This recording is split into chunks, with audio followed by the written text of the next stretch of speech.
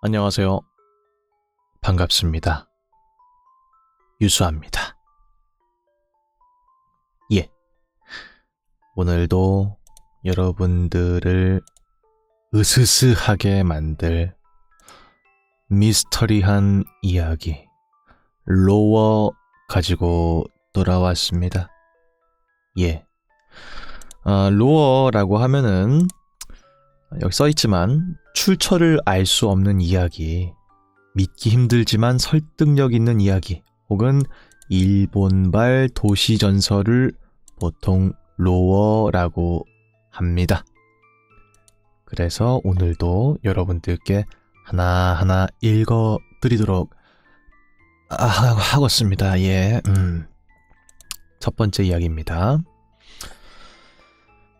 한 정신병원에 또 다른 자신이 몸을 차지하려 한다는 공포감에 사로잡힌 소년이 있었습니다. 의사의 필사적인 치료에도 불구하고 소년은 날이 갈수록 공포감에 시달리다가 결국 옥상에서 몸을 던지게 되었습니다. 당시 소년을 목격한 사람들은 무언가를 성취해낸 듯한 기괴한 웃음을 띤 소년이 옥상으로 뛰어 올라갔다. 분명 소년은 아무 말도 하고 있지 않았음에도 처절한 비명소리가 들려오는 것 같았다. 라는 기묘한 증언을 하였다. 라고 하는 첫 번째 이야기입니다. 그러니까 정신병원에 이제 한 소년이 이제 갇혀있는 상태였다는 거죠. 보통 이제 증상 같은 걸 물을 수밖에 없는데 왜 여기에 오신 걸까요? 어떤 게 힘드셔서 이 병원에 오신 걸까요? 이런 식으로 뭐 진단 같은 걸 내렸을 거 아니에요? 근데 그 소년은 맨날 벌벌벌벌 떨고 있는 거야. 또 다른 제가 제 몸을 차지하려고 해요. 살려주세요. 막 이런 식으로 해가지고 이제 그 병원에 있었던 환자였다는 거죠. 근데 어느 날 그 소년이 결국은 옥상에서 뛰어내려서 자살을 하게 됐는데, 이 소년이 뛰어 올라가는 모습을 본 사람들은 굉장히 웃고 있었다. 근데 이제 죽으러 뛰어 올라가는 아이가 웃으면서 뛰어가는 거는 좀 이해가 안 되는 부분이잖아요. 그러니까 그걸 미뤄봤을 때 이미 또 다른 자신에게 잠식당한 상태에서 몸의 컨트롤을 하지 못하고 또 다른 소년이 그 소년의 몸을 옥상에서 투신시킨 것이 아닌가 하는 그런 으스스한 이야기입니다. 이거는 그냥 보통 로어들은 약간 좀 웃긴 것들도 있고 막 그런 식인데, 얘는 그냥 정통으로 무섭다. 그렇지 않아요? 저 약간 이거 읽으면서 약간 소름 돋았어. 약간. 그래, 이런 일들이 실제로 있을 수는 없을 수도 있지만 하여튼간 좀 무서운 일인 것 같고요. 그 정신병원인가 그 얘기가 나와서 좀 생각나는 이야기가 있는데, 그 이토준지 그 아시죠? 그 일본의 이제 굉장히 무서운 공포 만화를 그리는 그 작가님이 하신 것 중에서, 그것도 정신병원인지 뭔지 모르겠는데 한 환자가 병원에 온 거야. 그래서 되게 멀쩡하게 생겼어요. 되게 겉으로 봤을 때는. 그래서 아니 어떤 일로 이 병원에 오게 되셨습니까? 이렇게 물었는데 그 환자가 말하는 게 꿈이 길어진다 라고 하는 거야. 본인이 꾸는 꿈이 점점 길어진다. 보통 우린 꿈을 꾸면 되게 짧은 시간을 꾸잖아.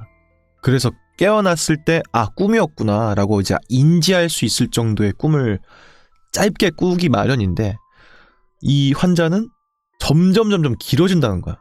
1시간, 2시간 점점 길어지다가 마치 수면 시간보다 더 넘게 자기가 꿈을 꾸고 있는 것 같다.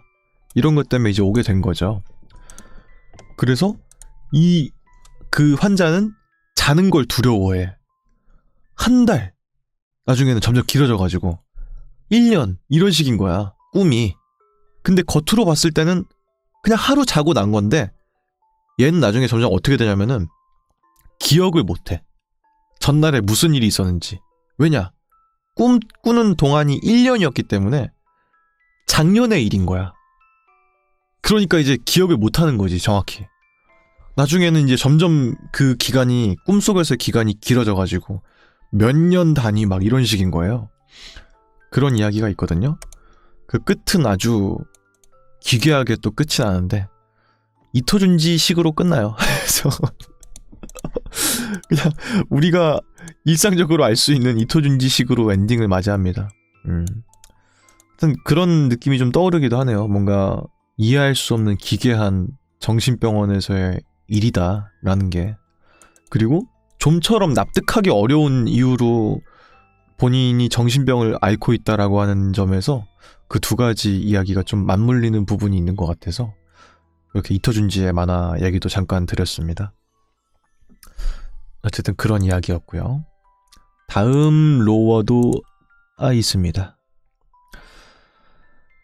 1963년 부에노스아이레스로 기항한 여객선의 화물실에서 소유자 불명의 짐이 발견되었던 적이 있습니다.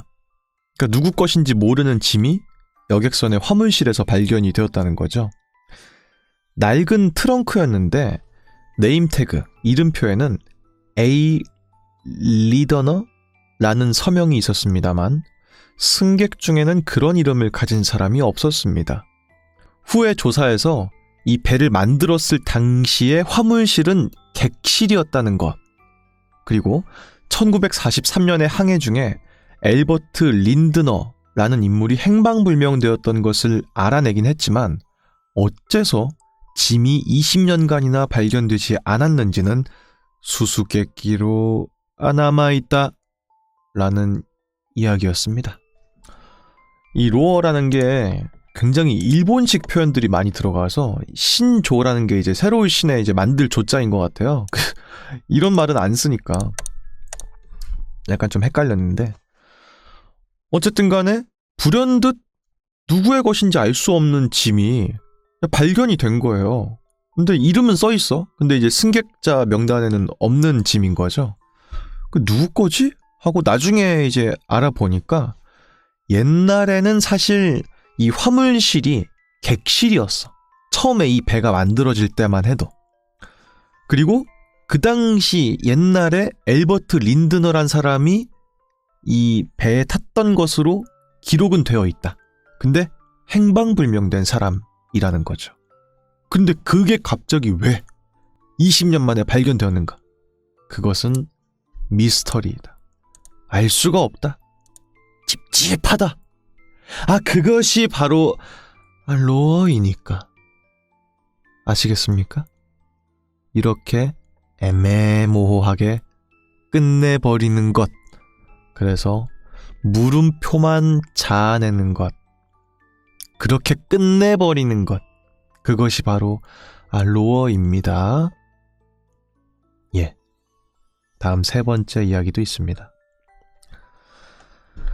타임머신의 저자로 알려져 있는 H.G. 웰즈의 소설 중에서 육지의 강철함이라고 하는 소설이 있습니다. 전장에 강철의 전함이 등장해서 포격으로 적 병사들을 몰살한다는 내용입니다.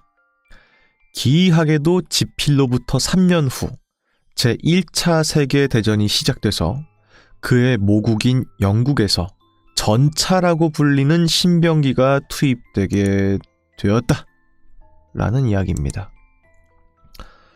그러니까 이 타임머신이라는 이름의 소설을 쓴 작가가 있는데 육지의 강철함이라고 하는 그 당시에 없었던 개념을 이제 쓴 소설이 있다는 거예요.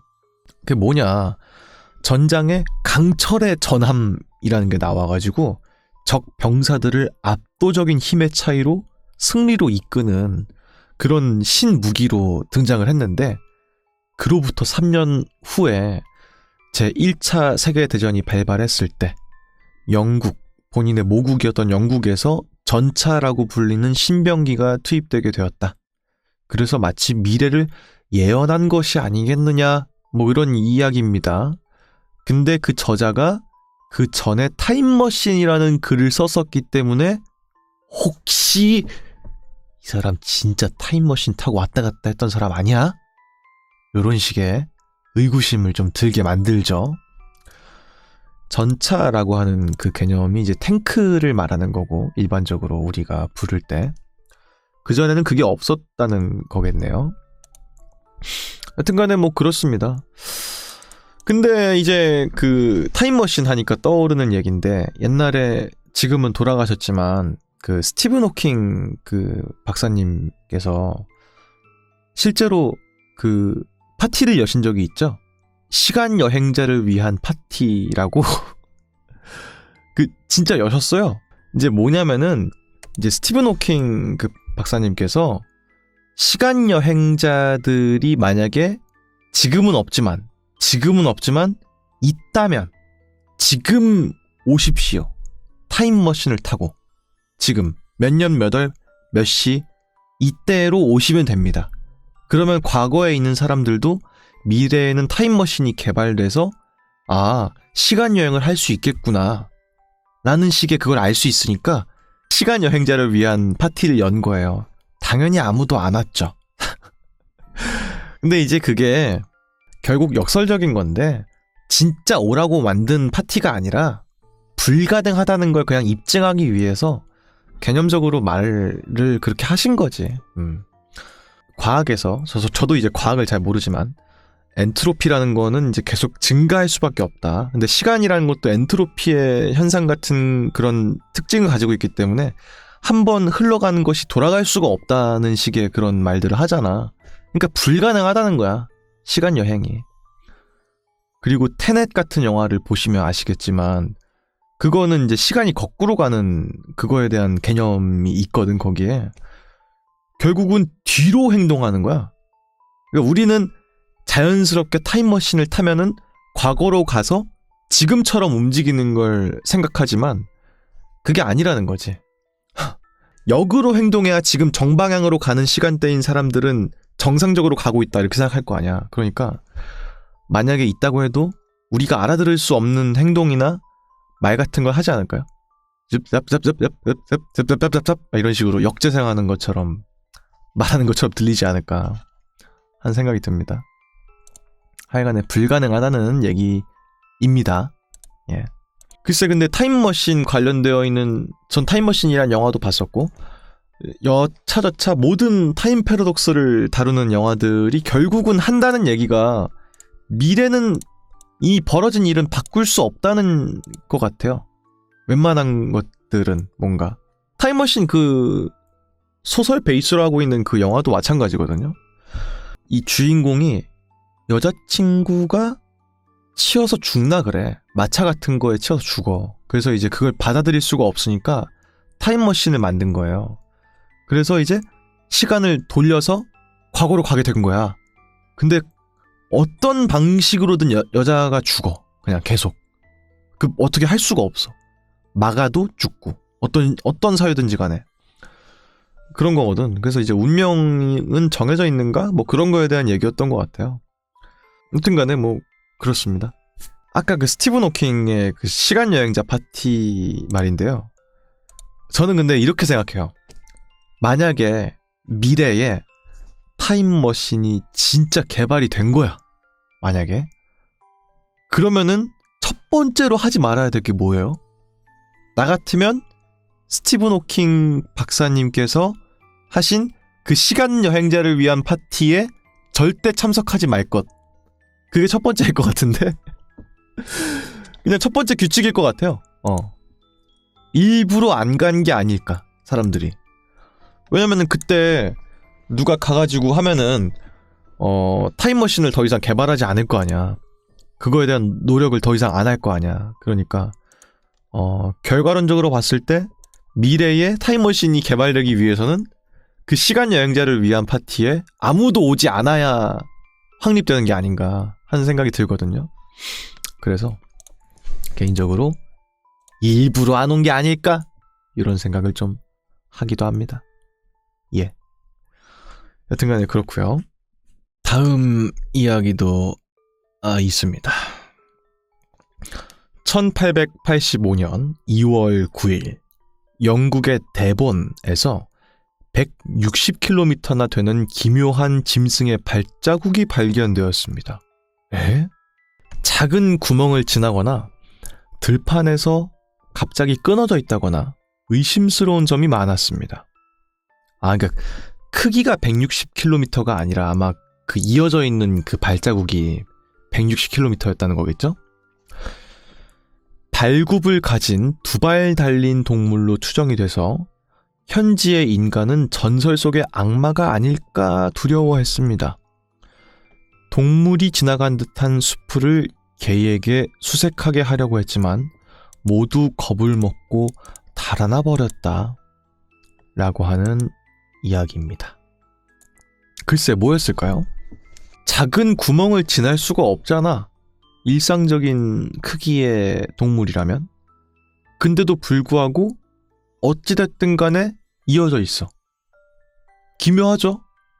그러니까 사람의 구두 발자국이 한 160km가 쭉 이어져 있다고 보세요. 근데 자그만한 그런 하수도 같은 그런 뭔지 알죠? 그 약간 배수로 같은 데에도 구두 자국이 선명하게 찍혀 있어. 그럼 이상하잖아. 사람이 들어갈 수 있는 크기가 아닌데도 찍혀 있으면. 혹은 들판에서 갑자기 끊어져 있어. 근데 어느샌가 또 갑자기 발자국이 등장을 해. 되게 이상하지? 마치 크기를 자유자재로 줄이거나 늘리거나 혹은 날 수도 있을 것 같다는 느낌이 드니까 아주 이해할 수 없는 생명체의 그런 발자국이 꽤나 길게 발견이 되었다는 거고, 개에게 수색을 맡겼지만 이 개는 후각이 굉장히 발달해 있고 위험 감지 능력이랄까? 그런 게 되게 뛰어나잖아요. 근데 걔네들도 그냥 고개를 내저으면서 나는 이번 건 탐사 안 할라요 이러면서 이제 다들 이제 마다했다는 거죠. 개들도. 과연 무엇이었을까 하는 그런 생각이 드네요. 기괴하다 생각했을 때 뭔가 좀 찝찝하기도 하고요. 근데 개에 대한 얘기가 나와서 또 하는 말인데, 개장수가 오면은 개가 짖지도 못하고 그냥 끌려간다는 얘기가 있잖아요. 저희 옛날에 할머니네 집에서 개를 키웠어요. 백구 2마리를. 진짜 컸거든. 근데 그냥 하루아침에 막 사라진다는 거야. 그래서 다 없어졌어요. 개장수가 가져간 거지, 개를. 그런 식이었어. 진짜 뭐 전혀 기척을 못 느끼셨대요. 그냥 없어졌대, 개가 그냥. 지금으로부터 한 20년도 더 전 얘기이기 때문에 지금이면 말도 안 되는 일이죠. 근데 이제 옛날에는 그런 식의 일들도 꽤 있었다 하는 거고, 저희 집이 원래 옛날에 개를 키웠었어요. 근데 저희 아버지가 하시는 그 일이 약간 들쑥날쑥한 일이어서 새벽에 출근하시기도 하시고 새벽에 돌아오시기도 하시고 그랬단 말이에요. 그래서 문제가 개가 자꾸 짖는 거야. 주변에 막 방해가 될 수 있으니까 처음엔 좀 키우다가 시골집으로 이제 돌려보냈어요. 할머니 할아버지가 키우는 곳으로. 잘 지냈어. 몇 번 갈 때마다 항상 있었고 너무 좋았지. 근데 어느 날에 가니까 개가 없는 거야. 개도 잡아갔다는 거예요, 개장수가. 내가 진짜 엄청 울었어. 그래서 자기 전에 막 이불 머리 끝까지 뒤집어 쓰고 막 울었던 기억이 나. 나쁜 사람들! 개 데려가서 뭐 하려고. 진짜. 처음에는 약간 할머니 할아버지를 의심했어. 죄송한 말이에요. 지금도 죄송해요. 하지만 그 당시에 우리 개를 더 이상 키우지 못하겠어서 팔아버리신 게 아닐까? 이런 생각을 했어. 그리고 개장수가 잡아갔다 이런 식으로 거짓말을 하신 게 아니었을까? 이런 생각을 어린 마음에 했었어요. 초등학교 때였으니까. 근데 나중에 생각해보니까 그 친구를 위해서 개집도 이렇게 만들어주시고 우산도 이렇게 씌워놓고 그 집에다가 비 맞지 말라고 그렇게까지 하셨는데 절대 파셨을 것 같진 않다. 그런 생각이 들어요. 그래서 그 당시에 잠깐 할아버지가 좀 의심돼서 할아버지를 속으로 약간 의심했습니다. 죄송합니다. 그 어린 마음엔 누구든지 탓을 하고 싶었던 거야. 그냥 내가 옛날에 그랬던 기억이 납니다. 하여튼 그랬고요. 다음 로어도 있습니다. 예. 미국 캘리포니아의 공원에 있는 CCTV에는요, 한밤중에 인간의 다리처럼 생긴 생명체가 걸어다니는 것이 포착되었습니다. 다리만요. 걸음 속도는 느리지만 걷는 움직임은 인간과 흡사하다고 합니다. 실제 공원에는 그것과 비슷한 조각상이 있다고 하는데, 조각상을 조사해 본 결과 그것은 그냥 평범한 나무와 돌로 만들어진 조각상이라고 합니다. 밤중에 조각상과 비슷하게 생긴 걸어다니는 생명체는 무엇이었을까? 라고 하는 이야기입니다. 예. 되게 무섭겠다. 그죠? 생각해보면 좀 무섭죠. CCTV 그 안 좋은 화질, 그 치직치직하는 거기에 다리만 걸어가는 거야. 사람 다리처럼 보이는 게. 되게 무섭겠다. 근데 그 공원에 애석하게도 다리 모양의 조각상이 있긴 하다는 거죠. 근데 조사를 해봤을 때 움직일 수 있는 그런 소재의 조각상은 아니다. 그럼 대체 밤에 걸어다니는 그것은 무엇이란 말인가? 라는 데에서 오는 기괴함이 있습니다. 글쎄, 두 가지가 좀 떠오르는데, 첫 번째는 이제 밤 12시만 되면 조각상이 움직인다 라고 하는 그런 괴담들은 전 세계에 많이 널려 있으니까 그게 아닐까 하는 생각이 들고요. 두 번째는 이제 할로우맨이라고 하는 영화가 있습니다. 아시는 분들은 아실 텐데, 뭘 잘못 먹어가지고 몸이 투명하게 된 거예요. 공포 영화거든요. 그런 거가 아니었을까 하는 생각이 드는데, 발만 애석하게도 그게 효과가 지속이 안 돼가지고 발만 보였던 게 아닐까 하는 생각이 들죠. 그러니까 웃기지. 전 세계 곳곳 대부분의 곳들에서 조각상이 사실은 밤만 되면 움직이는 게 아닐까라는 상상을 한다는 게 되게 좀 웃기지 않아요? 보면은 인간들의 생각은 다 똑같다. 이제 그런 생각이 들기도 하고, 우리나라는 뭐 옛날에도 한번 알아본 적 있지만 뭐가 있나요? 세종대왕상이 앉아있는데 훈민정음 해례본을 한쪽에 들고 있다는 겁니다. 보통 대부분 세종대왕들이 상들이 근데 12시가 되면은 책 페이지가 사라락 넘어간다더라. 뭐 그런 식이고, 혹은 유관순 이제 열사님께서 있는 그런 조각상 같은 것들이 밤 12시가 되면은 피눈물을 갑자기 흘리시면서 대한독립 만세를 외치신다더라. 뭐 그런 얘기들도 있고요. 혹은 뭐 좀 웃긴 얘기인데, 이순신 장군님 조각상 같은 게 있는데 밤만 되면은 인근 다른 학교에 있는 조각상이랑 같이 축구를 한다더라. 그래서 아침에 등교할 때 그 이순신 장군님 조각상의 발치를 보면은 흙이 묻어 있다. 왜냐면은 밤새 축구를 했기 때문에.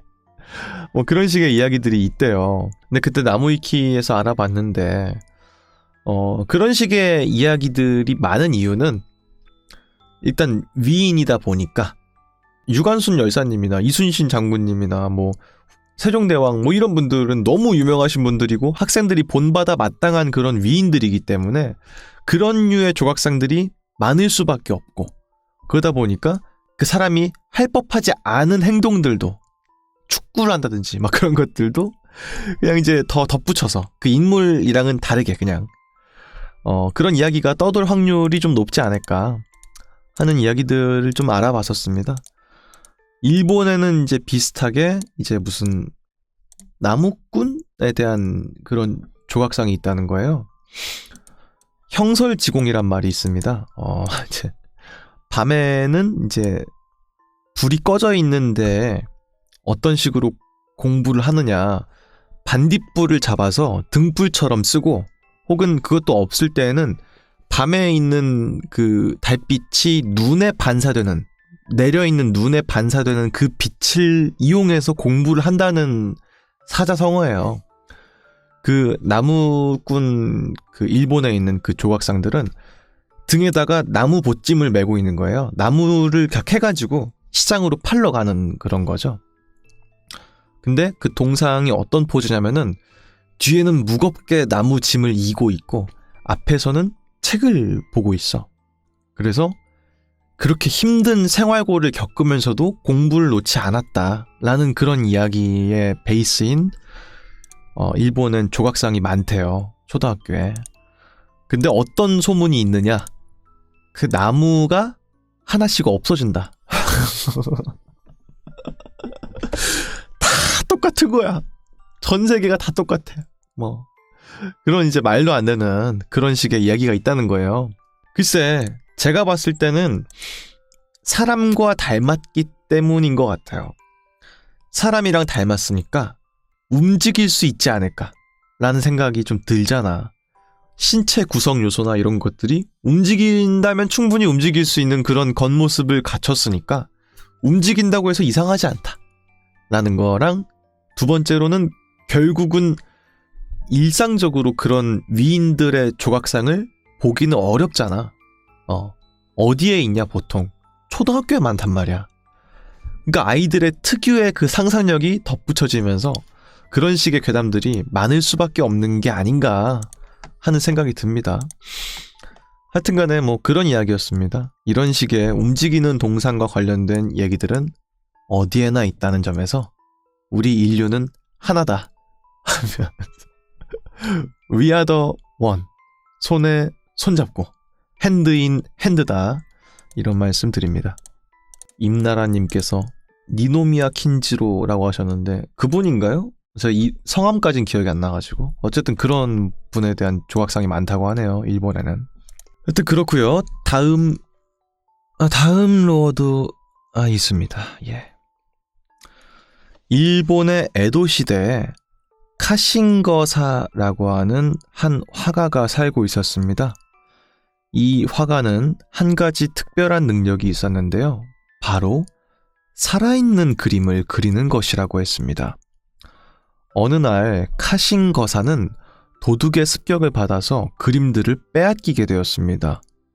그런데 놀랍게도 도둑이 그림을 보았을 때 아무런 그림도 그려져 있지 않은 그림이었습니다. 왜냐? 이미 그림은 스스로 움직여서 탈출한 후였기 때문이라고 한다 라는 루어였습니다. 그러니까 이제 어떤 화가가 있는데 이 화가는 그냥 그림을 그리는 게 아니라 움직이는 피사체를 그려버리는 거지. 그러니까 살아있는 그림을 그릴 수 있는 능력을 가지고 있는 화가였다는 겁니다. 그래서 도둑이 그의 그림을 다 훔쳐가지고 팔라고 그렇게 했었는데 안에 있는 그림들이 이미 도망을 쳐버려서 그 그림은 비어있는 그림이더라. 사람이 있어야 될 곳에 사람은 없고 정물이라든지 배경만 있는 그런 그림이었다는 이야기입니다. 이것도 방금 말씀드린 그 조각상과 마찬가지로 사람이니까 그려져 있는 게 어쩐지 움직일 수 있지 않을까? 라는 데에서 오는 그런 기괴한 느낌이 있어요.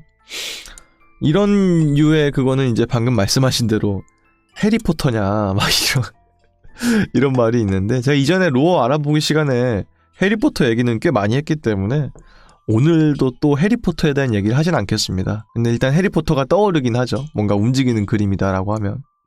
오히려 나는 그게 떠오르는데, 일본의 화가라고 하니까 반고흐나 막 그런 화가들 있잖아요. 추상화나 막 인상파나 막 이런 걸로 유명한 화가들이 일본 그쪽 그림을 되게 많이 그린 거 아세요?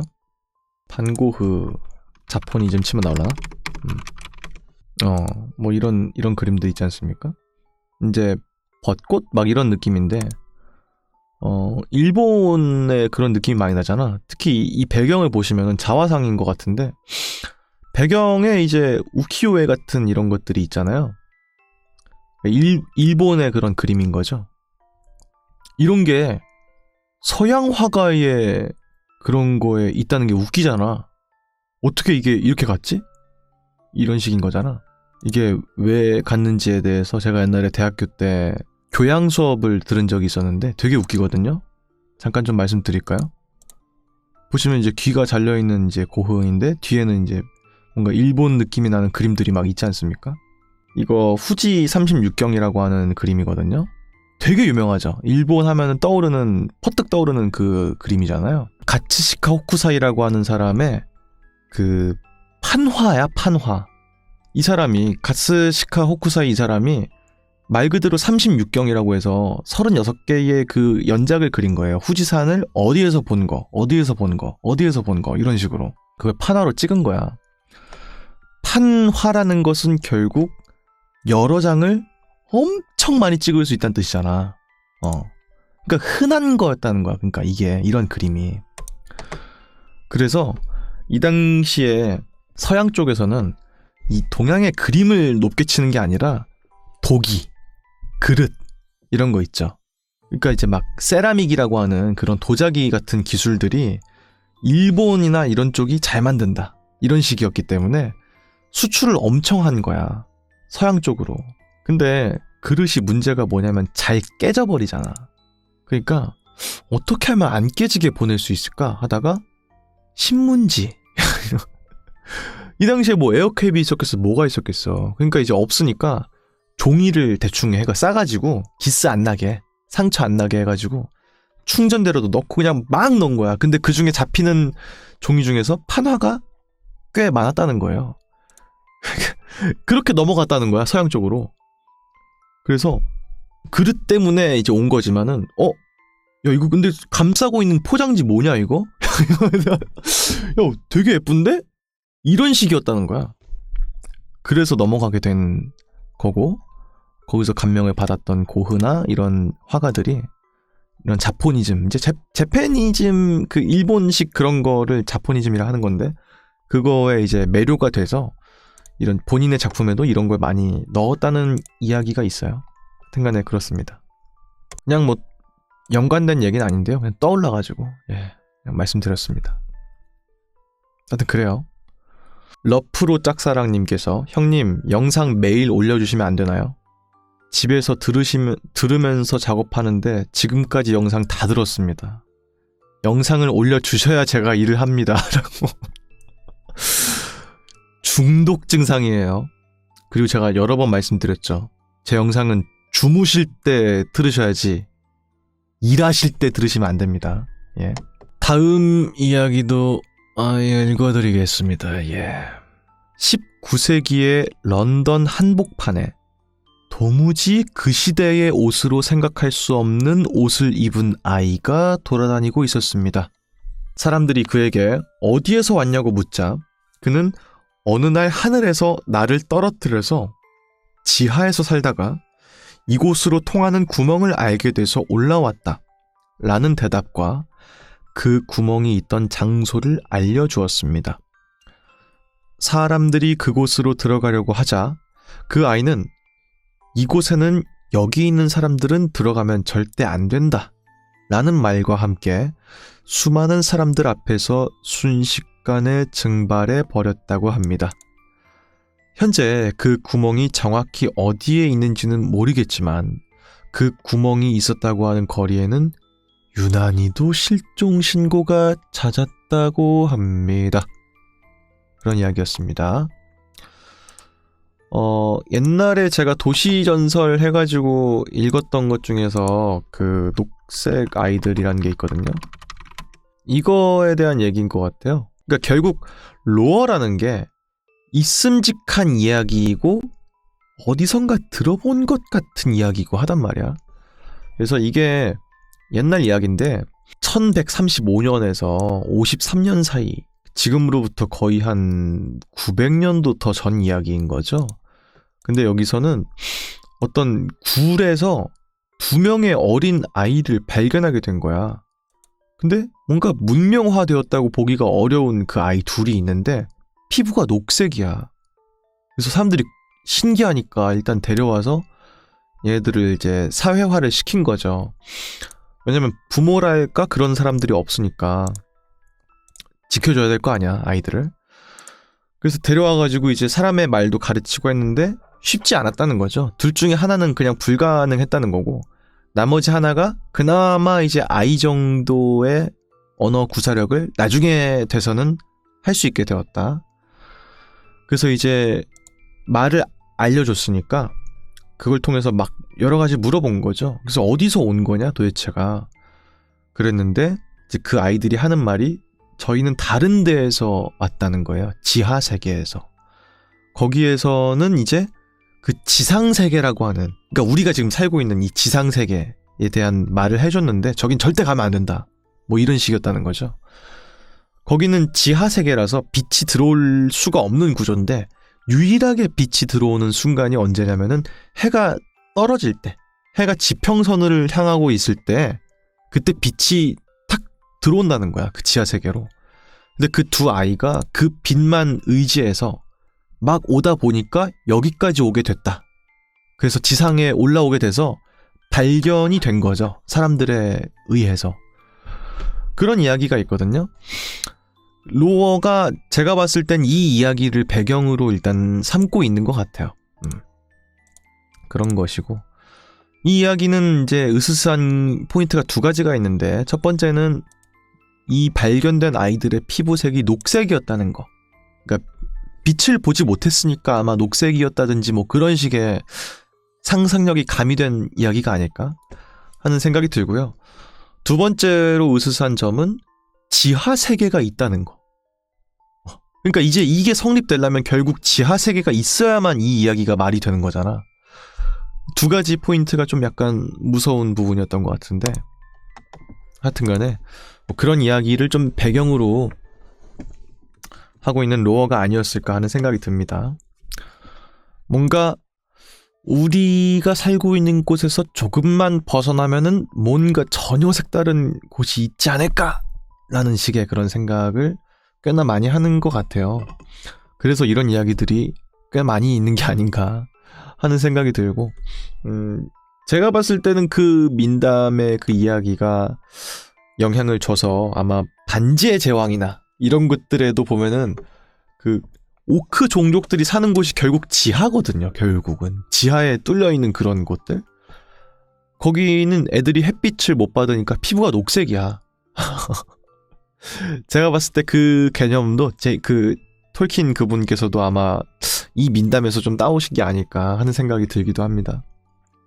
하여튼간에 그런 으스스한 이야기였습니다. 예. 수지님께서 기억력 무엇이라고 하셨는데, 그러니까 어떻게 이게 퍼뜩퍼뜩 떠오를 수가 있느냐. 이 방금 그 녹색 아이들 그런 것들도 제가 옛날에 도시 전설을 하면서 다뤘던 건데, 제가 여태까지 찍은 영상이 몇 개고 읽어드린 얘기도 100개가 훨씬 넘을 거란 말이에요. 근데도 어떻게 기억하느냐.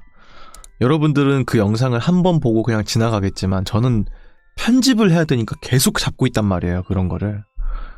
그리고 때가 되면은 한 번씩 다시 들어봐요. 그 당시 어떤 식으로 내가 말을 했나, 어떤 식으로 내가 편집을 했나, 그런 거 봐야 되니까 제 방송을 제가 들을 때가 꽤 많아요.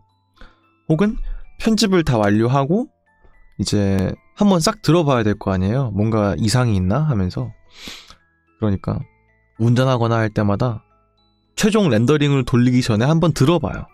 그러니까 한 이야기를 거의 한 4번, 5번 정도를 저 스스로가 리바이벌 한다 생각하시면 돼요. 그러니까 이제 기억을 할 수밖에 없어. 그래서 그렇습니다. 제가 괴담 전문가여서 그런 게 아니라 어쩔 수 없이 그럴 수밖에 없다는 거고.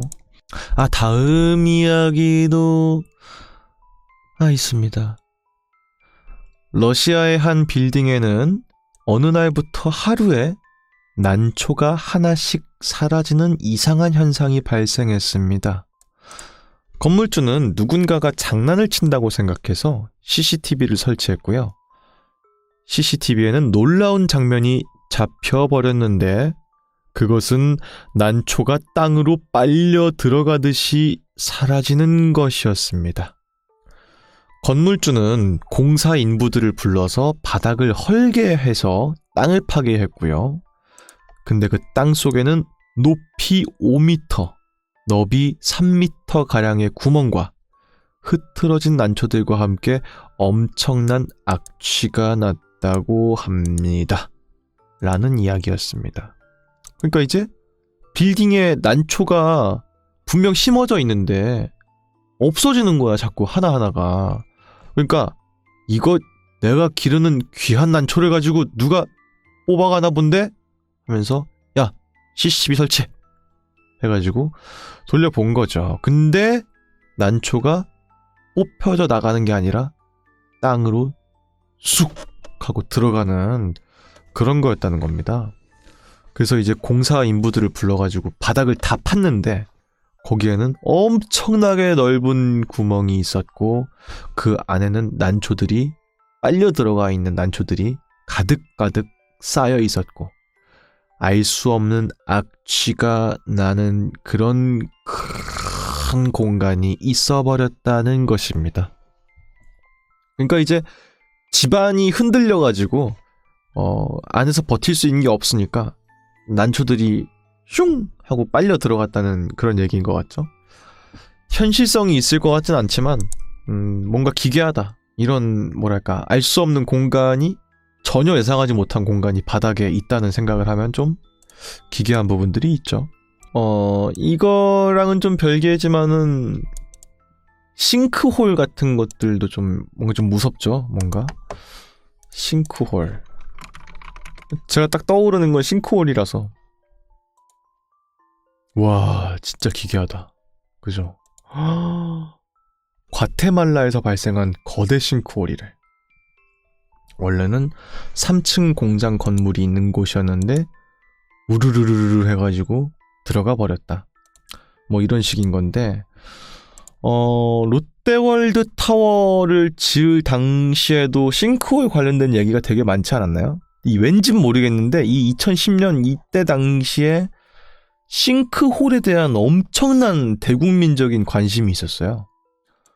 지금은 싱크홀 얘기 거의 안 하지 않아요? 근데 그때만 해도 싱크홀 얘기 엄청 많았어요. 그리고 그 롯데월드 타워를 지금 이제 잠실에 있는 우리나라에서 제일 높은 건물이잖아요. 그거를 지으면은 그쪽 주변에 있는 지반이 약하기 때문에 싱크홀이 발생할 것이다. 그러니까 지으면 안 된다. 이런 식의 말들이 되게 많았어. 지금은 한마디도 그런 말을 안 해요. 난 그게 재밌는 거예요. 광우병 얘기 옛날에 진짜 엄청 괴담처럼 돌았어요. 지금은 한마디도 안 해요. 왜일까? 유행이 있나 봐. 이런 것들도 보면은. 그래서 그 당시에 막 진내 만에 막 이런 얘기 되게 많았던 기억이 납니다. 나는 광우병이 진짜 광기였던 것 같아. 그러니까 이제 알겠다 이거예요. 그러니까 이제 외산 소고기인데 안전적인 것들을 좀 무시한 채 수입을 하게 되는 거고 그걸 먹게 되는 거니까 건강에 염려스럽다 뭐 그런 식의 얘기였던 것 같아요. 그 미국산 소고기가 결국 문제인 거거든.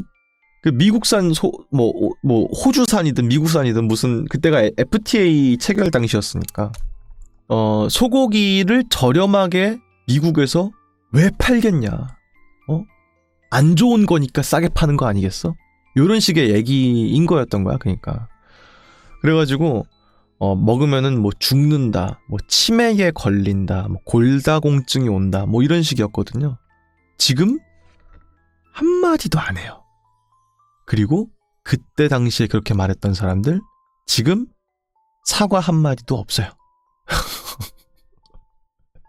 그러니까 그런 대세의 어떤 그런 기류 같은 것들은 언제 엎치락뒤치락 바뀔지 모르는 거고 내가 거기에 진짜 큰 뜻이 있는 게 아니면 웬만하면 편승하지 않는 게 좋아요. 그냥 모르거든. 입 싹 닫고 없던 얘기로 하는 것들이 되게 많거든. 우리 집은 그 당시에도 그 뭐 어때? 이런 식이었어. 아니 미국산 소고기 결국 미국인들도 많이 먹는 거 아니야? 근데 뭐 우리가 먹어서 뭐 문제 있겠냐? 뭐 이런 식이었거든요. 그 말이 맞지 뭐. 그래서 나는 그런 그 되게 위험하다고 보는 거야. 약간 좀 오프 더 레코드지만 지금도 페미니즘이나 정치적 올바름 같은 거 좋다 이거예요. 좋다 이거야. 근데 본인 스스로가 정말 강하게 느껴서 그걸 하는 거면은 찬성하는데 그게 아니라 주류가 그렇기 때문에 나도 한다 이런 식인 거면 좀 나는 반대하고 싶어. 내가 진짜 어떤 마음을 가지고 있는지에 대해서는 한번 생각해 볼 필요가 있어요. 그런 거에 대해서. 무작정 이게 옳다니까 옳은가 봐라고 하는 게 아니라 그런가? 라는 생각을 한번 할 필요는 있다고 봐요. 위험해. 지금 이제 기록으로 남아버리잖아. 그런 얘기 해버리면은. 여러분들은 물론 이제 저도 그렇고 일반인이니까 미래에 큰 타격이 없을 수 있지만 혹시 모를 일이니까 조심해야 돼요. 그런 것들은. 하여튼 그렇고요. 다음 이야기도 있습니다. 캐나다에는 절대 베이지 않는 나무가 있습니다. 도끼와 톱을 사용해도 절대로 베이지가 않았으며 기계를 사용하면 기계가 오작동이 나는 알 수 없는 현상이 일어났습니다. 그리고 어느 날 나무 곁을 천천히 보던 영매사는 이 나무에는 자살한 사람들의 영혼이 맺혀 있다. 그 수가 너무 많아서 연기가 강하기 때문에 이 나무는 뵐 수가 없는 것이다. 라고 말했다고 합니다. 글쎄, 뵐 수 없는 나무, 그런 게 있진 않겠죠, 설마? 근데 이 뵐 수 없는 나무라기보다는 결국은 이 나무가 안 베이는 이유가 이 사망한 사람들의 영혼이 그 나무에 너무 많이 의탁이 되어 있어서 그들의 의지가 너무 강하기 때문에 나무가 베이지 않는 것이다. 뭐 이런 식의 얘기했다는 거잖아요. 이런 유사한 얘기는 아니지만 나무에 어떤 선조들의 혼이 담겨 있다라든지 그런 식의 얘기는 되게 많지 않나요? 크게 보자면은 아바타도 그런 얘기죠. 아바타에는 선조들의 어떤 영혼들이 담겨 있는, 죽게 되면은 그 특정한 나무에 이제 영혼 같은 게 들어간다는 거지. 그래서 선조들과 대화도 할 수 있고 그 나무를 통해서 그런 얘기인 거고, 혹은 어떤 이야기들에는 이제 그 선조들의 어떤 영혼 같은 것들이 매여져 있는 그런 숲 같은 게 있어서 그 나무들은 절대 베면 안 된다 라고 했는데 꼭 외지인들이 와서 그 나무를 베요. 그 나무가 뭐 본국에선 되게 귀한 거라든지 뭐 그런 식이기 때문에 꼭 베가지고 가져간단 말이야. 그래서 마을 사람들이 단체로 화를 입거나 혹은 외지인들에게 강한 어떤 적개심을 드러내는 그런 식의 단초를 제공하는 역할들로 소설이나 뭐 영화에서 많이 좀 쓰이는 것 같아요. 그런 식의 것들이 많이 있는 걸로 봐서 나무에 영혼이 맺힌다든지 뭐 그런 식의 얘기들을 믿는 사람들이 꽤 많은 것 같다. 많은 문화권에서. 그런 생각은 드네요. 더 강한 도끼와 더 강한 톱이었으면 나무도 숭덩숭덩 잘렸을 수도 있어요. 하지만 이것이 로어이니까. 아시겠습니까? 예? 과학적인 잣대를 들이댈 거면 영상 끄세요. 당신은 로어를 즐길 자격이 없어요. 예? 요 정도도 눈 감고 넘어갈 수 있는 것. 로어는 그런 사람을 위한 것이니까. 아시겠습니까? 예. 다음 로어도 있습니다. 1951년 영국의 다트 무어의 목장에서 목이 절단된 채 죽어있는 양이 몇 마리가 발견되게 되었습니다. 주위 지면의 흔적으로 상당한 크기의 어떤 날카로운 것이 고공으로부터 떨어져서 양에게 직격해서 머리 부분을 잘라낸 것으로 판단되게 되었습니다. 일설에서는 얼음덩어리가 아닐까라고 말하고 있지만 그것 역시 추측의 하나에 지나지 않습니다. 라는 거예요.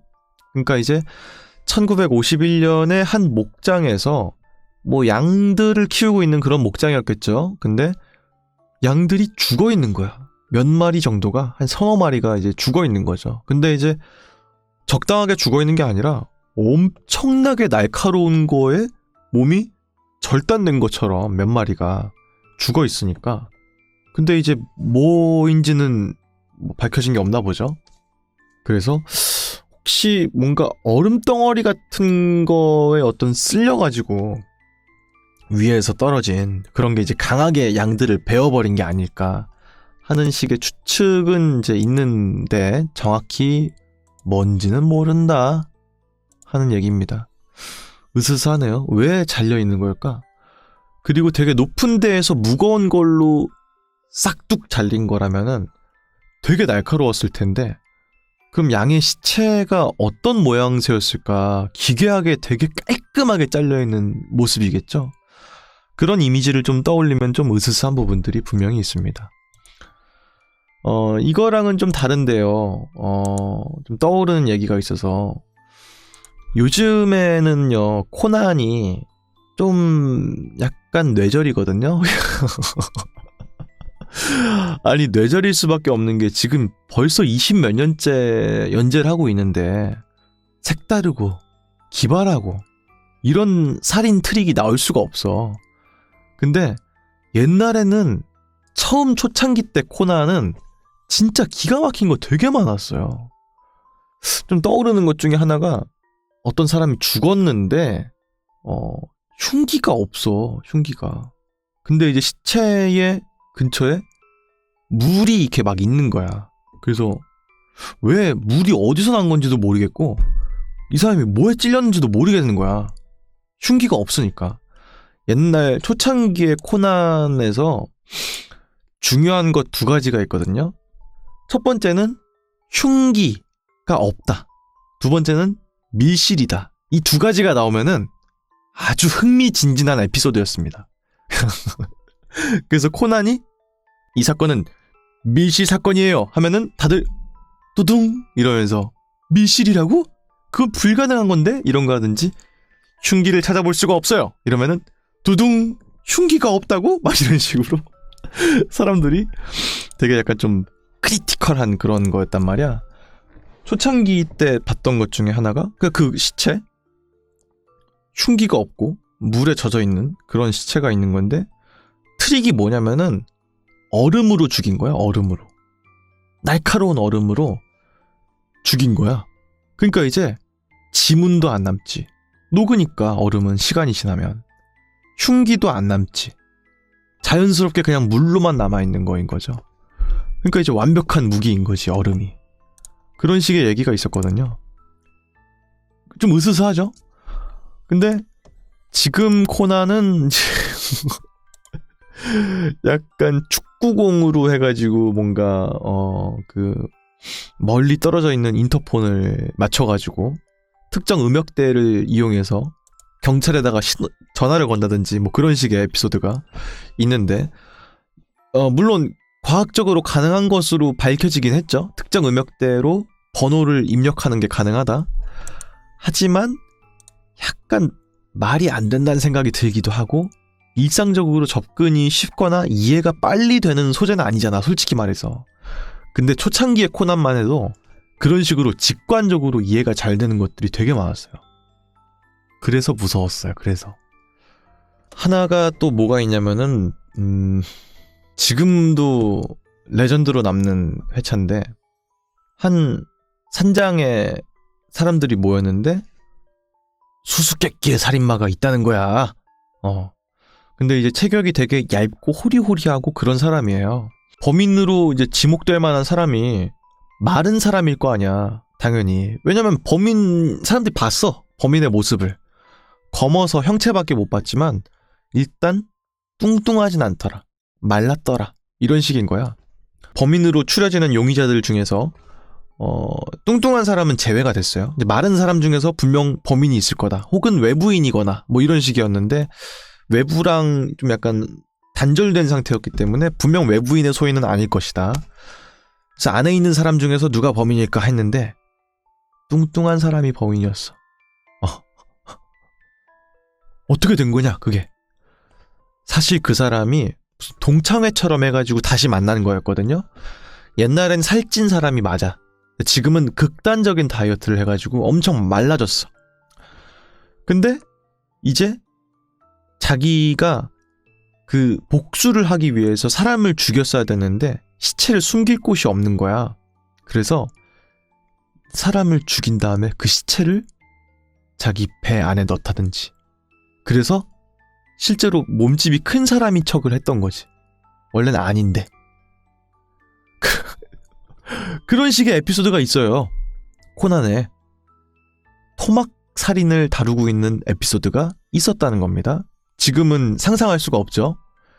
지금은 이제 미란이랑 남도일이랑 연결되냐 안 되냐 막 그런 게 좀 더 화두인 것 같고, 둘이 막 서로의 정체를 알아차릴까 말까 막 이런 게 좀 주된 내용이지만 옛날에는 그런 식이었어. 시체의 머리를 본인 배 안에다가 넣고 다녀가지고 시체를 숨기고 다녔다든지 막 그런 식의 내용들이 있었어요.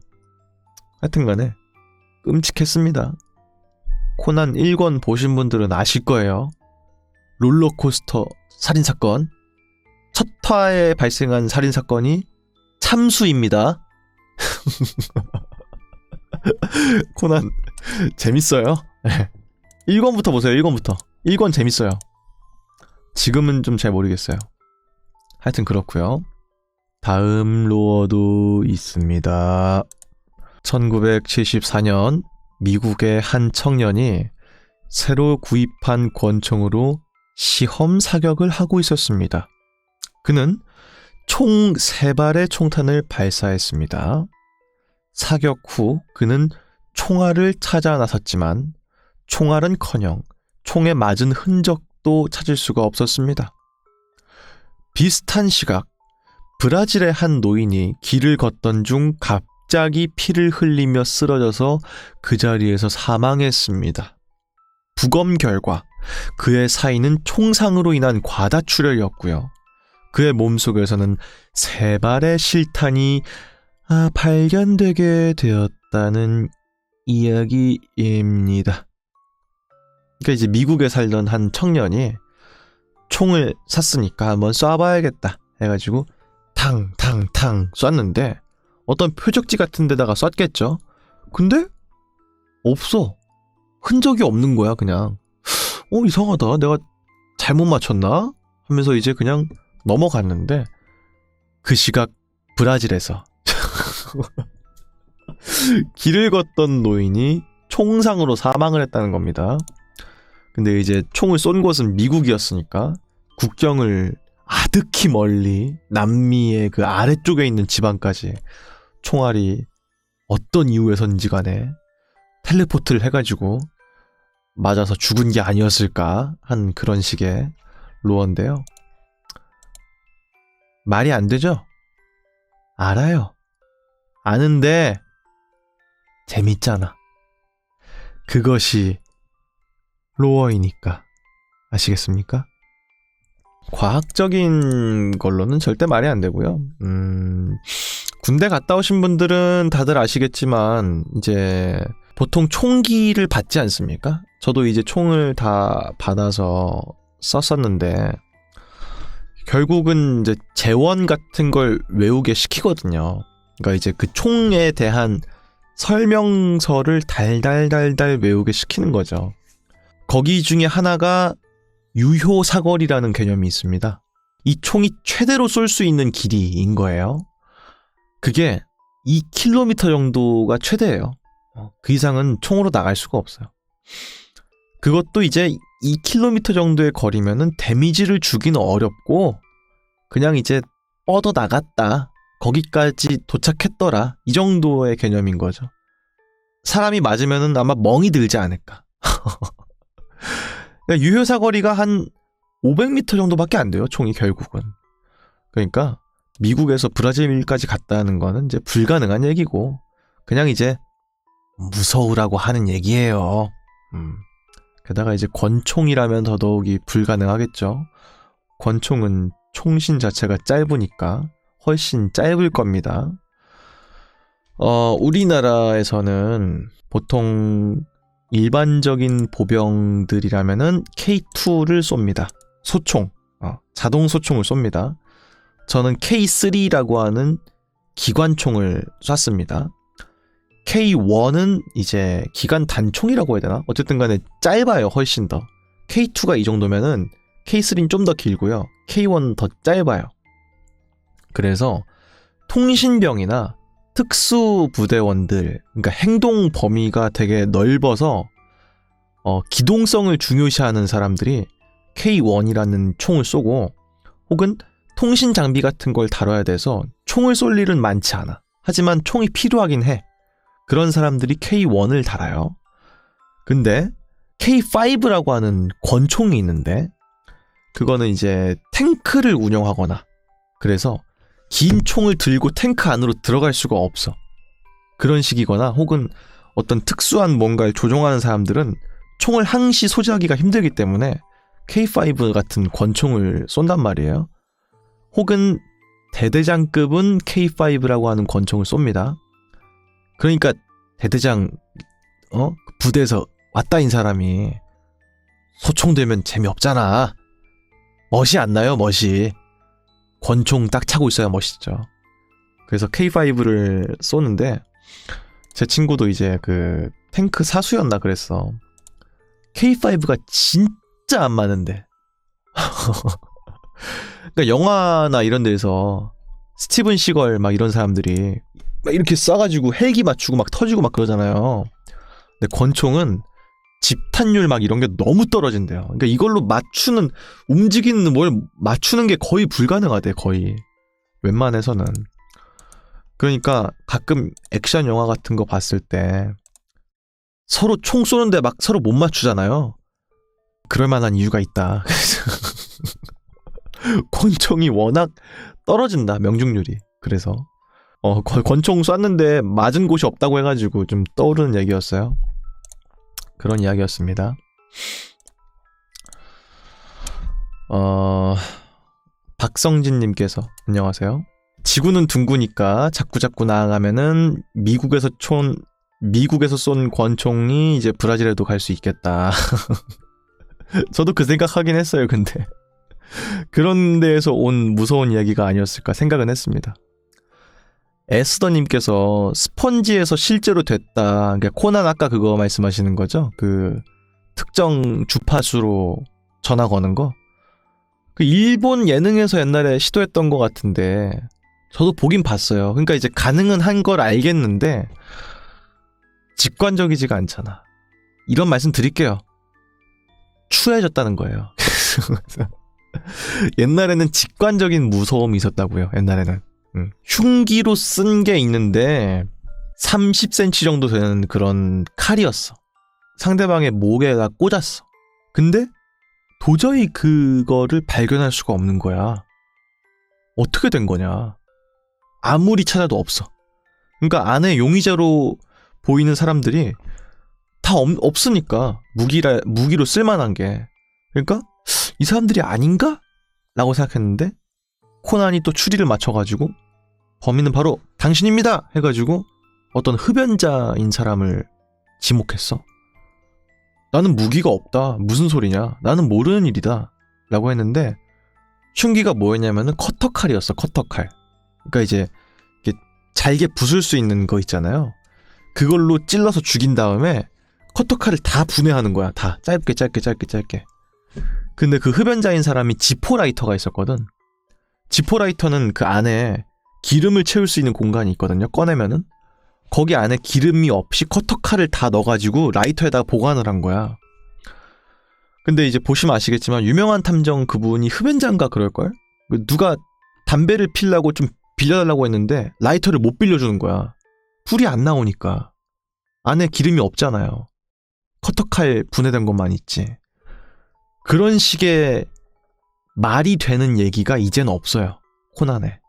그게 재미가 없는 거예요. 뭔가 좀 잘못됐어. 거기서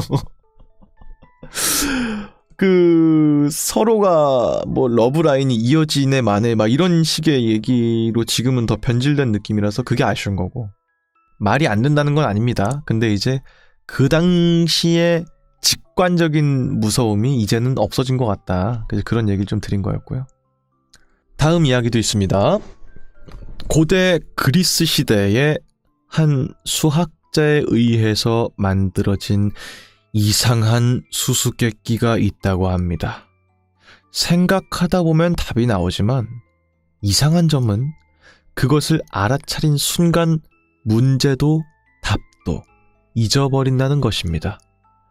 그 수수께끼가 무엇인지는 물론 답을 아는 사람도 없습니다. 라고 하는 이야기입니다. 그러니까 이제 옛날에 사람이 만든 수수께끼가 있는데 도저히 이제 알 수가 없는데 골똘하게 생각하면은 답이 나온다는 거지. 아, 맞아, 이거네! 하는데 그 순간에 질문이 뭐였지? 정답은 뭐였지? 이런 식으로 맞춘 그 순간에 잊어버리게 되는, 기억이 없어져 버리는 그런 수수께끼가 있다는 겁니다. 근데 그런 거면은 어떻게, 그게 있다는 건 어떻게 한 거지?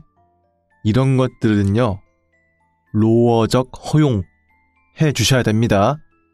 아시겠어요? 깐깐하게요. 다 일목일목 조목조목 따져가면은 말이 안 돼. 근데 우리는 그걸 다 허용해 줘야 돼요. 저는 이걸 로어적 허용이라고 합니다. 아시겠어요? 다음 이야기도 있습니다. 2001년 6월 미국의 학자였던 K. 월슨이란 사람은 사이버 공간도 하나의 실제적인 공간이라고 주장한 적이 있었습니다. 그 주장은 많은 다른 학자들로부터 반박과 야유를 받았습니다. 이를 증명할 방법을 고민하던 월슨은 자신이 직접 사이버 공간으로 들어가 보겠다는 터무니없는 말을 했고요. 비밀리에 실험을 하게 되었습니다. 그로부터 4년 후 많은 사람들 앞에 다시 나타난 K. 월슨은 전 세계 사람들은 사이버 공간 활동을 당장 중단해야 된다. 그렇지 않다면 미래의 우리는 이 공간으로부터 지배당할 것이다. 라는 의미심장한 말을 하고는 돌연 모습을 감추어 버렸다고 합니다. 그러니까 이제 이 한 학자가 있었는데 사이버 공간도 실제 하는 공간으로 우리가 인정을 해야 된다 라고 말을 하니까 다른 학자들이 무슨 말이냐, 그건 가상의 공간인데 어떻게 그걸 실제 하는 공간으로 인정을 할 수가 있겠느냐, 이런 식이었다는 거죠. 근데 이제 그 왈슨이란 사람이 내가 증명을 해야겠다 해가지고 직접 사이버 공간에 뭔진 모르겠지만 들어가 보겠다, 이런 식의 말을 하고 몇 년 뒤에 돌아오게 된 거죠. 근데 뭔가 표정이 안 좋아. 뭔가 보면 안 될 걸 봐버렸다는 것 같은 그런 눈빛으로. 여러분들 당장 사이버 공간에 들어가는 거 그만하셔야 됩니다. 미래에는 우리가 사이버 공간에 잠식당해 버립니다. 하고 돌연 학계에서 모습을 감추어 버렸다는 요상스러운 이야기입니다. 예. 하여튼간에 이상한 얘기인데, 글쎄, 이런 류의 비슷한 이야기가 일단 두 가지가 떠오르는데, 첫 번째는 이제 그거 있잖아요. 시뮬레이션 이론이 있지 않나요? 우리가 살고 있는 이 공간이 사실은 시뮬레이션이다, 가상의 공간이다 라는 그런 개념이 있잖아요. 그게 이제 일부 학자들이 되게 밀고 있는 그런 거인 걸로 알고 있는데, 그러니까 이제 우리가 어떤 게임 같은 걸 만들어 가지고 뭐 실행을 하거나 하면은 그 안에 나름대로의 규칙을 가지고 있는 사회가 생기잖아요. 뭐 NPC도 있고 나름대로의 규칙 같은 걸 가지고 행동을 하고 있는 사람들이 있잖아. 그 게임 안에. 그러니까 우리가 살고 있는 이 세계도 그렇지 않으리라는 보장이 없지 않겠느냐. 뭐 이런 식의 얘기가 있죠.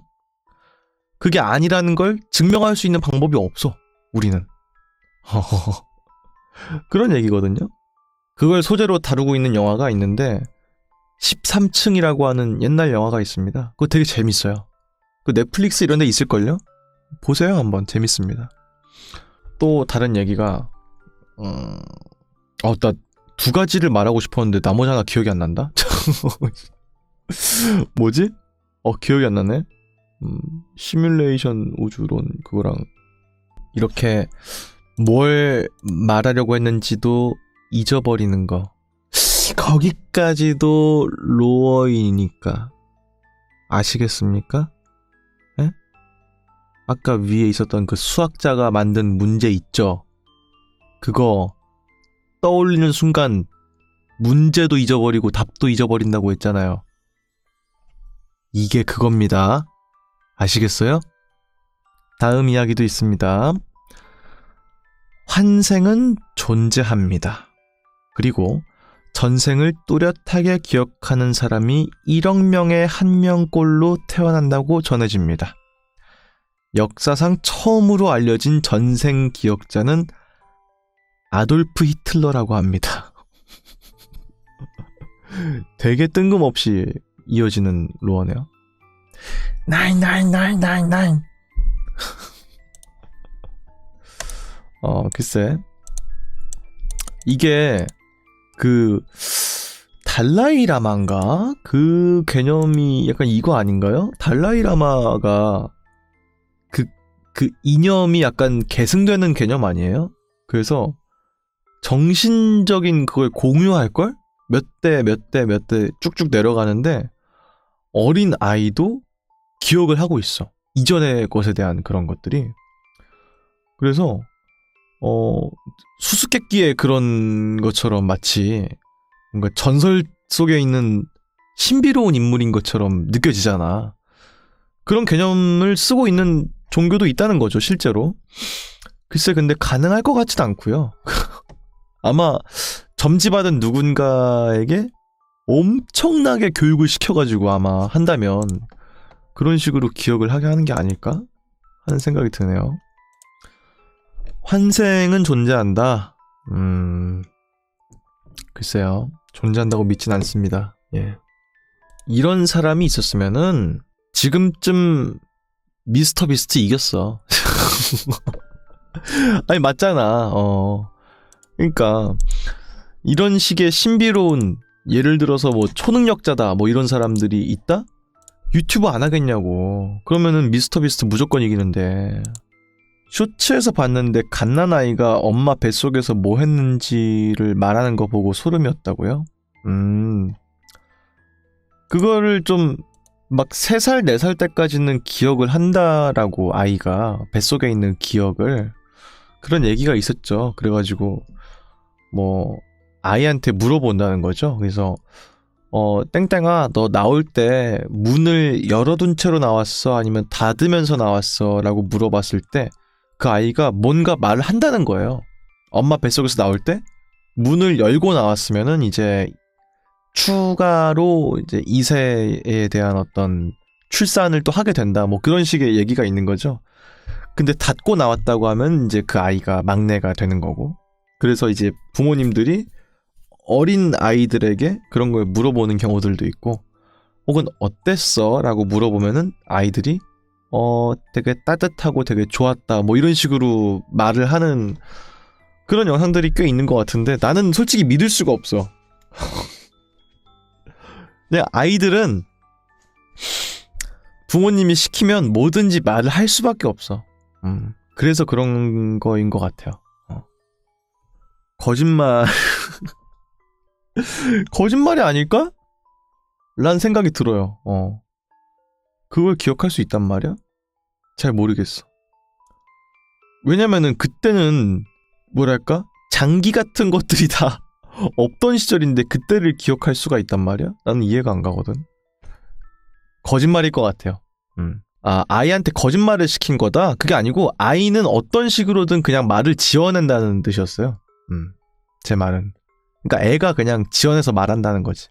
부모가 뭘 물어봤을 때 몰라 라고 할 수도 있는데 아이들은 기본적으로 칭찬받는 걸 좋아하니까 혹은 부모님이 관심을 가지면은 그거에 대해서 그거에 대한 보답을 하길 좋아하니까 아이들이 그냥 말을 아무 말이나 하는 게 아닐까 하는 생각이 좀 들고요.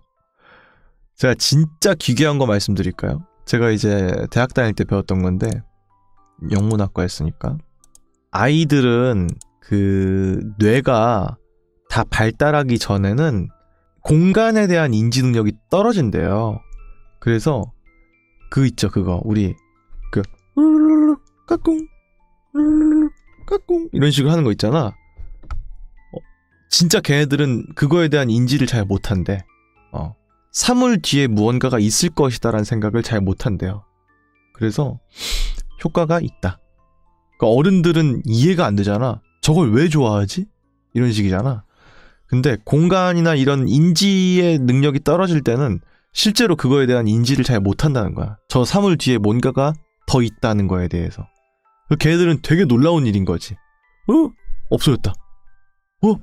나왔다. 이런 식의 개념인 거죠. 그러니까 실험을 한 게 있는데 정확하게 그게 뭐였는지 기억이 안 나는데 사물들을 이렇게 배치를 해요. 그 다음에 곰돌이 같은 인형을 하나 줘 애한테. 그래서 이 뒤에는 이 곰돌이가 뭘 볼 수 있을까? 라고 했을 때 우리 성인들은 당연하게 볼 수 있는 예상되는 그런 게 있잖아.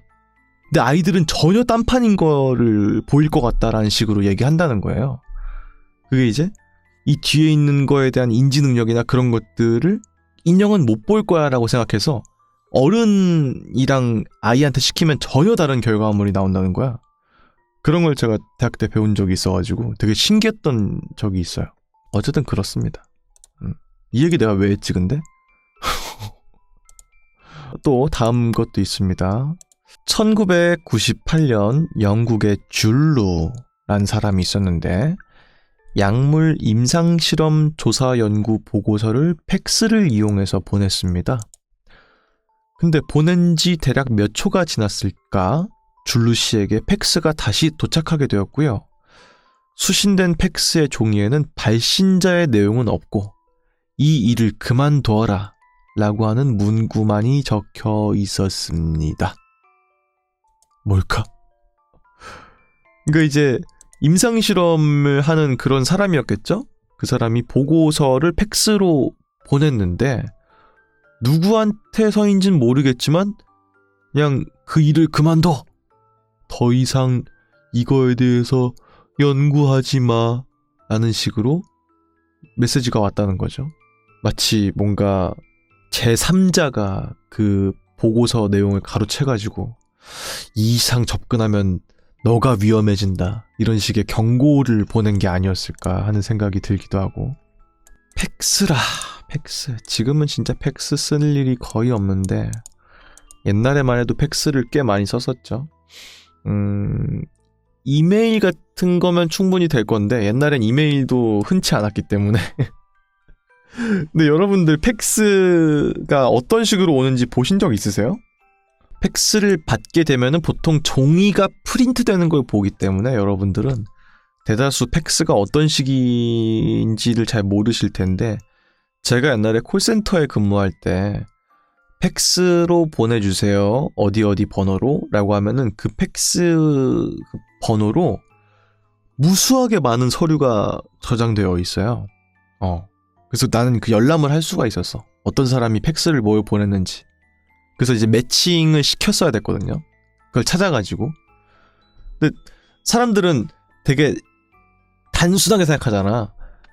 팩스를 보내주셔야 됩니다. 이 번호로. 라고 하면은 우리한테 그 팩스가 프린트가 돼가지고 삑 도착할 거라 생각하는데 전혀 그렇지 않아요. 그냥 그 서버에 들어갈 수 있는 권한이 우리한테 주어질 뿐 들어가게 되면은 무수하게 많은 양의 팩스가 쌓여 있습니다. 거기에 파일처럼 들어가면은 이제 스캔본처럼 보이는 거예요. 그런 식이었던 기억이 나네요.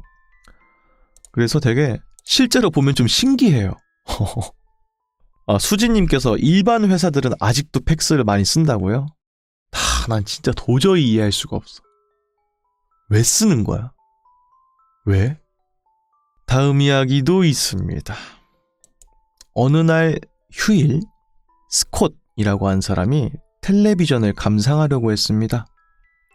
요 전날 기분 나쁜 현상이 있었는지 얼마 안 된 텔레비전을 사용하는 것은 조금 기분이 나빴지만 상관하지 않고 비틀즈의 영상이 녹화된 테이프를 밀어 넣었습니다.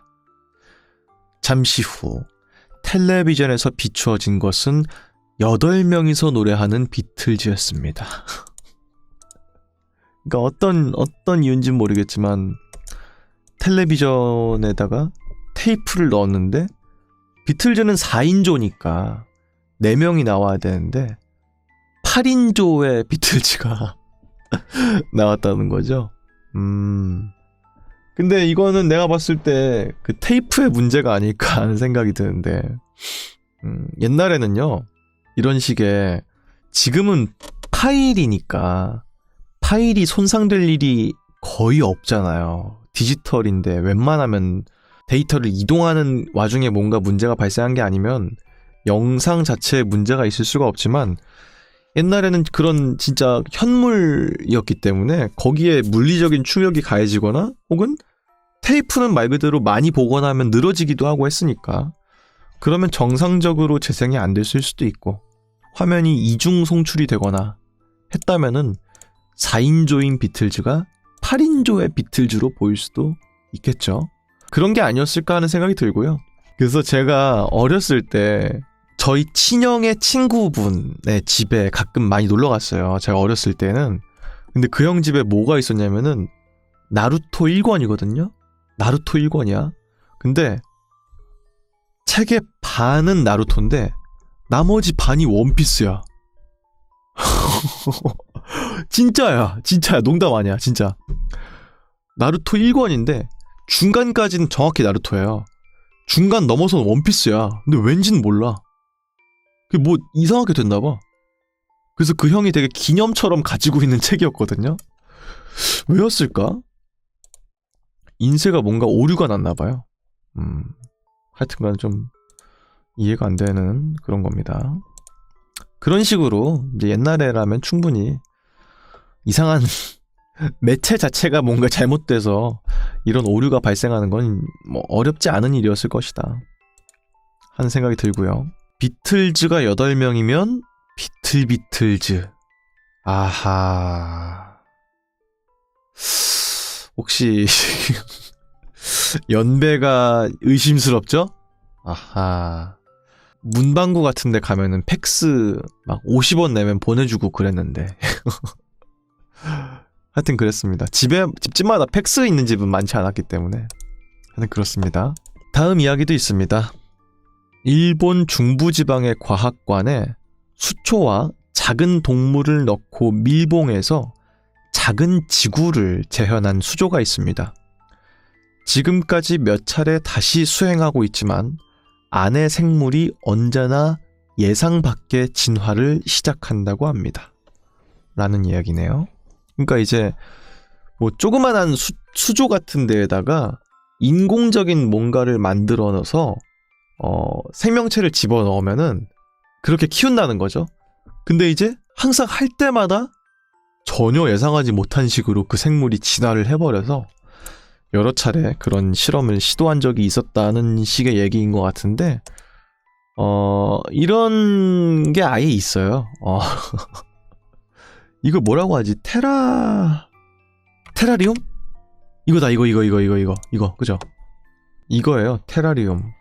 그 작은 어떤 생태계를 만들어서 미니어처의 지구 같은 걸 만드는 겁니다. 근데 여기다가 이제 생명체를 넣는 경우들도 있어요. 이게 어떻게 되냐면은 결국 무한하게 반복되는 그런 구조인 건데 안에 수초가 있어. 얘네는 태양빛을 받으면 산소를 만들어내. 그죠? 근데 이제 안에 생명체를 키우면 걔가 산소를 흡입할 거 아니에요? 이산화탄소가 나오겠죠? 근데 그 이산화탄소를 다시 이끼 같은 애들이 먹어서 산소를 또 만들어내. 이런 식인 거야. 근데 이제 안에 있는 그것들이 수분을 만들어내기도 하고 하는데 그게 밖에 나가지 못하니까 수분이 물의 역할을 또 하기도 하고 하면서 생명체가 살아갈 수 있는 환경을 제공해 주는 거예요. 그런 식으로 키우는 분들도 있어요. 이런 식으로 그냥 보통 식물들만 키우는 경우들도 있지만 안에 생명체를 넣고 키우는 경우도 있고 그 두 가지가 부르는 그게 다릅니다. 네. 테라리움이랑 다른 게 또 있는데 비바리움인가? 그치, 이거다. 비바리움. 동물과 식물을 같이 가두어서 사육하는 공간을 일컫습니다. 특정한 생물이 살아가는 환경 조건을 작은 규모로 만들어서 작은 생태계처럼 보이게 합니다. 식물만 기르는 테라리움과는 약간의 차이가 있습니다. 라고 하죠. 이런 식으로 하는 개념이 아예 있다. 어이 로어. 그만해. 너무 갔어. 예상 밖의 진화를 어떻게 하니? 자꾸 띄워주니까 한도 끝도 없어? 자중해. 하여튼 그렇습니다. 한번 좀 따끔하게 한마디 했습니다. 예. 박학다식이라고 하셨는데 박학다식한 건 아니고요. 그냥 이제 뭐 하다 보니까 알게 됐어요. 그러니까 이런 걸 하는 그런 데를 갔었어가지고 그때 좀 개념을 좀 봤었던 기억이 있습니다.